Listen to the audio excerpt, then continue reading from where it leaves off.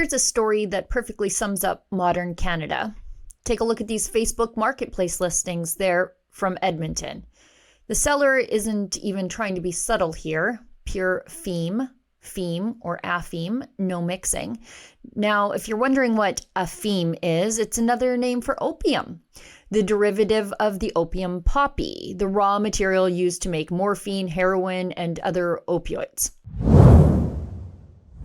The photos even show mature opium poppy seed pods. And these listings are sitting on Facebook Marketplace for hundreds of dollars. Now, maybe the seller has some innocent explanation. Sure, maybe they're selling dried ornamental pods. Maybe they're not. I can't know their intent exactly from this screenshot I took alone. But here's what I do know.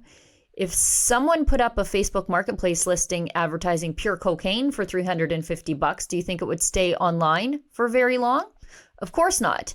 And yet here we are with listings advertising pure apheme, no mixing. Meanwhile, what are the authorities in Edmonton obsessed with? Well, not this. No, they're increasingly concerned about policing your speech. Posts on X, Facebook posts, memes, jokes, opinions that might hurt somebody's feelings.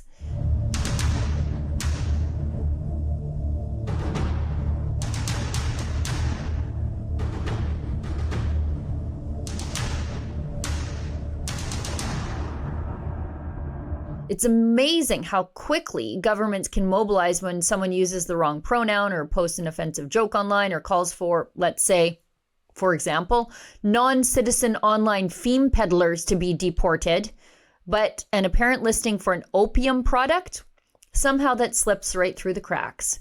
We've created this bizarre hierarchy of priorities, haven't we? Actual drugs, well, maybe later when we get around to it. Wrong think, emergency response, snitch lines even. Edmonton, like so many Canadian cities, has been ravaged, especially the downtown, by addiction. Every politician tells us the overdose crisis is the defining public health emergency of our time, and they are right. Then social media platforms appear to be hosting listings using terminology associated with opium products, and nobody seems all that particularly interested. Where are the people who tell us they're protecting the community? It's funny how those systems seem incredibly effective when the target is political speech, not so much when it's something that appears to involve drugs. If Facebook can detect copyrighted music in a video within seconds, if it can flag posts for misinformation, if it can suspend accounts over a spicy meme, you're telling me it can't figure out why someone is selling something called pure apheme with photos of opium poppy pods? Come on.